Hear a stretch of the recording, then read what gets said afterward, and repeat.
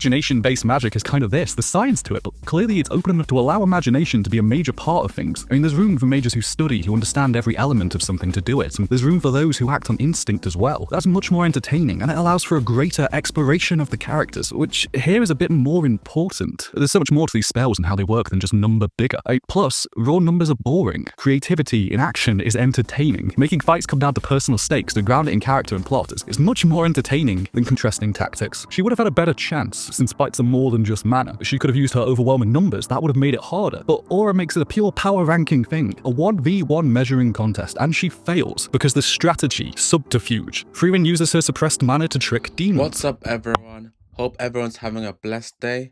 As always, I got a banger video for you today. I was talking about one of my favorite anime characters of the last year, and that being Frieren. So let's get straight into the video. Or anything, but I do not get attempts to power scale Frieren. To line these mages up and attach arbitrary power to them to determine who is the strongest. I mean, when you can't really power scale, I think it directly misses the point of the magic system. Not to mention the characters or, the plot. There's even a character who is a power scaler, who gets embarrassed. Others that break all laws of conventional comparisons. You can't power scale Frieren, and I have supporting arguments and all that other stuff to prove it. Starting that Frieren doesn't have 1v1 fair fights. The magic system in Frieren is somehow both more complicated and simpler than something that can be power scaled. Mainly because it's not about numbers or even really getting stronger. It's about the plot and characters. It's simpler than systems with complex rules. Completely agree. In terms of power scaling, it's pretty difficult to do in Frieren, purely because the magic system is heavily integrated to the world building. So it's not as simple, straightforward as other shows like maybe in Dragon Ball Z, where the higher the key, the stronger the opponent. It just doesn't work as linear as that. And that's what makes Frieren just so good. Every part of the world, from the magic systems, to the weapons they use, to just the environment around them. And it all plays a part of what makes a character strong, which creates the world and makes the world so immersive, and not just simple one-to-one power fantasy. And it's being a breath of fresh air in that shonen genre. Them, since magic is used in a much more flexible way by those with strong visualization. More complex since fights have more room for actual creativity, not just comparing numbers. This isn't the type of story where we get 1v1 fights that Goku, Vegeta, Fox only type duels. It's a story where the party has already taken down the big bad, and then they have to leg it away from some random monster. So does this mean a random monster scales above the Demon King? No, the magic system in Frieren is a bit different than just slapping numbers on everyone and forcing them into a tier list, like their pools in a gacha game. You can't really directly compare everyone 1v1 without making far too many assumptions. It's more nuanced, and we can't do a ranking that says Serie is stronger than Kraft based on some random feat. Because what are we assuming from that fight? That's the two of them in a wasteland, in a very specific set of circumstances. If we measured up Frieren v Serie, who is the strongest? Who's the strongest mage? Well, we're assuming so much that it's essentially fan fiction. Yeah, we can probably say Serie would win. She views magic as a tool, and Frieren's view of it is much more fun in the current day. With a 1v1 fight, do we know Frieren can't pull something dirty and win anyway? Her whole thing is pulling something dirty to win anyway. How do we scale dirty tricks? A 1v1 fight where everyone is just fighting head to head to measure strength, it's fan fiction. I'm sure there's some 1v1 ideas that you could all think of that are interesting, but it's not usually how action happens in the series. It's never a basic fair fight. There's counters, there's strategy, there's more than just mana. I think there's a tendency to try and put everything into this objective numbers-based system where plots are simplistic and it just comes down to pulling a higher number, to giving everyone a score and letting that measurement define a world, to define interactions. It's like an RPG where we're just looking for a higher level or mana, but this isn't an RPG. The higher number doesn't always decide things. Frieren has specifically been defeated by mages with less mana. It's not entirely rock, paper, scissors or some kind of weaknesses and strengths system either, though. Yeah, a good warrior can rush an unprotected mage no matter how much mana they have. Himmel could slice up most mages before they can even react. Does that mean he scales higher? Maybe in a 1v1 fight, which no mage with a weakness like that would basically ever end up in. There's even some mages with better tools for close combat, so even the close beats long weakness thing isn't really a way to power scale in Frieren. Because Frieren's magic system has nuance. The system of combat in Frieren. I have to overtly disagree as the first point in this video, because ultimately in the end, no matter what you say, characters can be put into tier systems of who's stronger and who's not. Like, it's very clear to see that Frieren is stronger than Denken and Fern, for example. That is just undisputable. Like, characters can be defined as who's strong and who's not. And when I like to think of power scaling personally, I think of it as neutral battleground, random environment. Out of 10 occurrences, who would win? And whoever wins the majority of it is the stronger character, and that's how I would power scale it. Doing this done across a large population of different characters, you're able to strategically put characters where they're supposed to be. That's where you can either see someone like Serie and Frieren. Oh, hey Maya. Yes, I am in chat. How are you? So Frieren and Fern would clearly be S tier. Then you have people like Fern and Denken A tier, and then the list goes down and down. You can scale these characters in terms of strength. And when you say about characters being caught unsurprised and like the advantages and being sneaky tricks, for me this all goes in the element of under the element of battle IQ. And that is a part of the factors what do make up who's stronger than the other. And that's all parts of it. To say you can't do so or that you can't do in free run, that's blatantly incorrect. Because part of good world and good writing is that there's still a degree of consistency in terms of what a character can do, what they can't do, and what they can do more often than not, and what is natural to who they are as a character. And that's how I would say that. So to say you can't do it is just completely false. Is well thought out. It's interesting. It's the kind of setup which can make for a lot of discussion. But why can't that discussion be a power ranking? Well, we see mages blasting everything away with these crazy powerful attacks. Their mana isn't the be-all and end-all. They could just get stabbed. There are classes, roles, different types of fighter. There's strategy, counters, there's always the off chance that some specific weakness in a mage's repertoire could prove their undoing.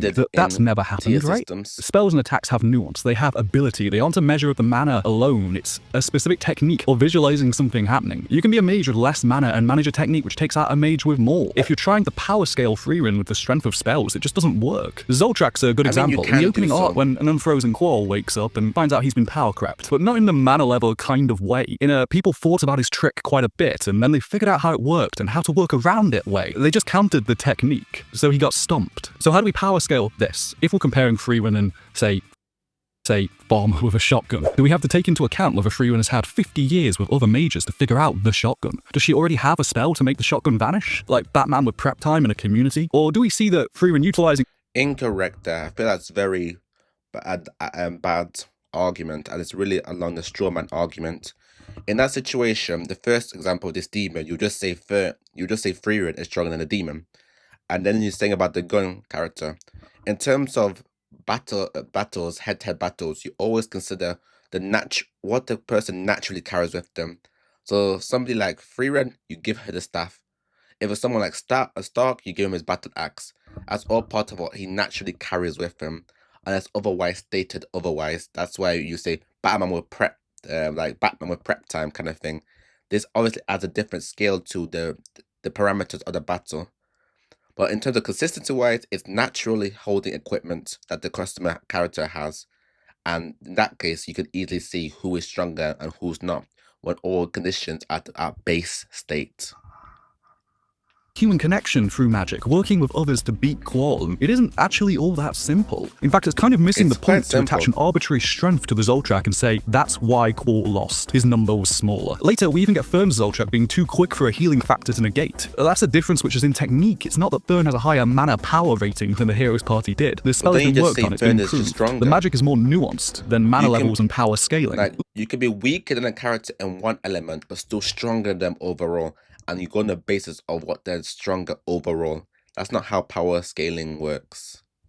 Well, could kill a mage much stronger through visualization, through imagining it. Frieren's a powerful mage, but she's not good with poisons. Iva could be ran through with a sword or hit by an arrow if the circumstances were right too. We can't really reduce the magic system down to power levels. The magic system is more soft than it is hard. There's openness. Ubel's whole thing of imagination-based magic is kind of this. There's science to it, but clearly it's open enough to allow imagination to be a major part of things. I mean, there's room for mages who study, who understand every element of something to do it, and there's room for those who act on instinct as well. That's much more entertaining, and it allows for a greater exploration duration of the characters, which here is a bit more important. There's so much more to these spells and how they work than just number bigger.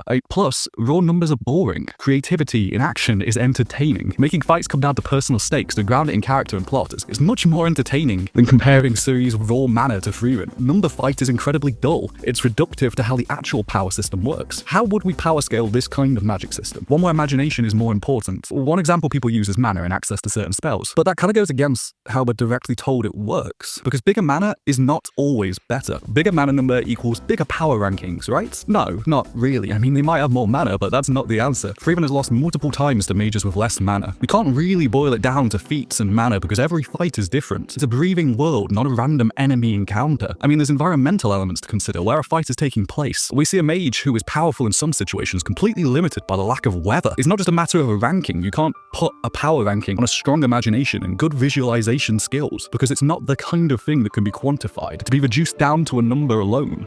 A mage could be hanging out like this and they'd get cheap-shotted, sucker punched, irrelevant of their power level. Mana isn't a system where spells from those who are weaker have no effect, like chucking a key blast at someone. A mage with much more mana can be stopped through thoughtful tactics, as we found out when we saw Frieren up against a power scaler. Aura is kind of a power scaler. She's constantly taking the feats of Superman and trying to compare them to the achievements of some characters and some random shonen. Well, I mean, I assume that's how she spends her downtime, that and eating the apples. But she does look at power levels and judges entirely based on that. It tells her all she needs to know. Aura has a magical technique using scales where she weighs the mana of her and of an opponent, giving whoever loses control. Literally, she does power ranking nonsense in real time. So in theory, it's a fight where higher mana would be the be-all and end-all, but Aura is absolutely full of hubris because it's a terrible, terrible way to fight. Suppressed mana tricks her. Her ability alone only seems to have kept her safe because it's set up to defend against being rushed by a different kind of fighter. Yet it doesn't work out for her. Frieren points out if Aura had used more interesting tactics, she would have had a better chance, since fights are more than just mana. She could have used her overwhelming numbers, that would have made it harder. But Aura makes it a pure power ranking thing, a 1v1 measuring contest, and she fails because the strategy, subterfuge. Frieren uses her suppressed mana to trick demons. That's strategy. Lugna, after being defeated, how the main party is fighting isn't fair. It's a disgrace. Clearly the party isn't tied to the idea of a straight up fight playing fair. Dirty tricks are more important. This has been Frieren's MO for a while. As Flammy puts it, run, hide, take your enemies by surprise. There are plenty of other options. More mana doesn't mean a winner. Mana simply measures time spent training it, not creativity.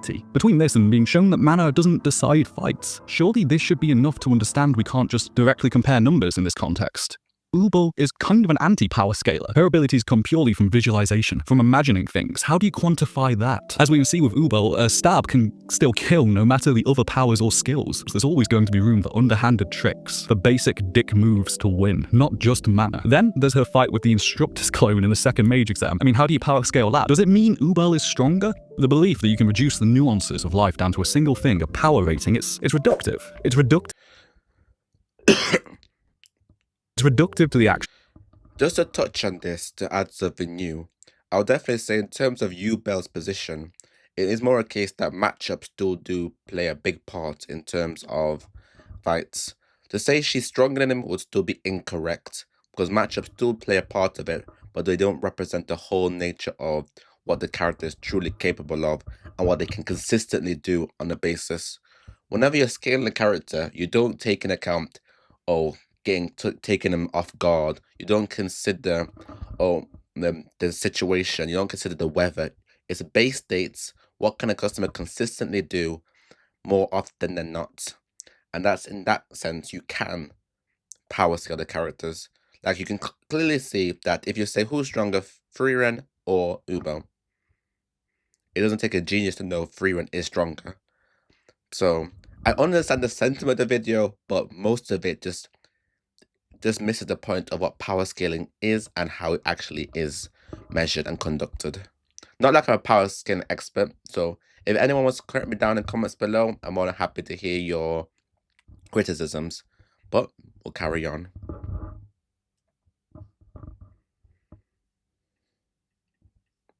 The creativity involved in these fights, but it's also reductive for understanding the characters and the world. Frieren has depth beyond a number. Flashbacks with Flammy kind of imply this. They're just using a dirty trick to spite demons because they approach mana like it's a power ranking. Lidora can't understand the complexity. Apparently power scalers can't either. Later in the manga, there's specific cases, but we get to see the limitations of mages as a whole. That simple attacks can take them down in the right circumstances. Even a basic weapon, because it's not what magic does. Because Frieren is on a journey of human connection. It isn't about strength. I mean, who's the strongest? Is Frieren stronger than Serie? What's strongest? Strongest at collecting spells, at killing major opponents, at hiding mana, at having lots of mana, at buying Out of gifts? 10, What's the who would metric win? for Frieren power Pretty rankings? simple. Because everything requires different skills, and even each individual fight requires different skills. It isn't as simple as one outright strongest rating. Frieren can't be power scaled in the traditional sense, not without making insane leaps in logic to quantify the nuanced and the vague. One part of power scaling is to try and keep a logical consistency, often in a world where new heights must be constantly hit to build hype. But Frieren's power system is already consistent. It doesn't need that. You don't need to attach numbers or comparisons to these characters, because this isn't a story about growing stronger and fighting bigger opponents. It's about character. It's after the biggest opponents have already been killed. Magic isn't supposed to be a tool for comparing fighting power. Flammy teaches Frieren magic for fighting, for revenge, but in the end, wants to teach her the flower spell. The thing that made her love magic. Magic as a tool is better for human connection than for fighting. You can't power scale that. So why try to force a numbered, objective view into things? I think the intention comes down to wanting an objective ranking, one that's not based on opinion, to be able to say this is objectively right, and I am objectively right because of it. But you can't. This is inherently opinion. This has been my opinion, that power scaling Frieren is stupid. But a power ranking in this kind of anime can't be anything more than subjective. An opinion. It's not possible to power scale the way you can use magic to build connections. Hey, thanks for watching. If you like this, there's Like I said, I do understand the sentiment of this video, and it's really true how the whole point of Frieren is not isn't the fighting elements or the battles. It's more about the world. But irrespective of that, you can still more than possibly like power scale them. Like especially in the final exam, in terms of the mage exams, you can clearly see when they're in the tower with all the clones, everyone recognizes they cannot beat Frieren's clone. If it was so subjective, if it was so like, oh, in the right circumstances you can win, if it was so like, oh, anybody can beat anybody on a given day, they would have just gone in and defeated Frieren. But everyone unilaterally knew, especially the wisest character there, Duncan, knew straight away, I have no chance against this. If the world and the magic system and the power scaling was so free as he's trying to make out, then Denko will be like, okay, this is the perfect plan, we can make it happen. But he objectively knew, and he says verbatim that I cannot win this. And everyone collectively accepts that they cannot beat this exam as long as that Frieren clone is there. And again, to say, if it was so the case of it's all nuances, then anyone can be anyone. That's not how it works. No matter how free the world is, no matter how soft the magic system is, there's logical fallacies that have to be maintained in order to keep the world real and meaningful. Yes, there's nuances to say who would win in tight matchup situations, like in the sense of Frieren and Serie. But if it was a case that they were shown 10 times in battle and they fought, who wins those 10 times will win. Plain battlefield. In terms of power scaling, you don't consider sneak attacks. You don't consider weather. You don't consider like if how fatigued they are, because they have to be at full health. And you only consider things that they naturally carry with them. And when the parameters are put on a fair level, you can clearly see who is stronger than over. And that still upholds Frieren, no matter how much you want to say it doesn't matter and there's nuances, because that's just not the case at all. But like I said, this is just my opinion. I completely disagree with the entirety of this video, but let me know whose side are you on, my side or the video side. I'll link the video down below if anyone wants to check it out. But that, till next time, all the best. Ciao.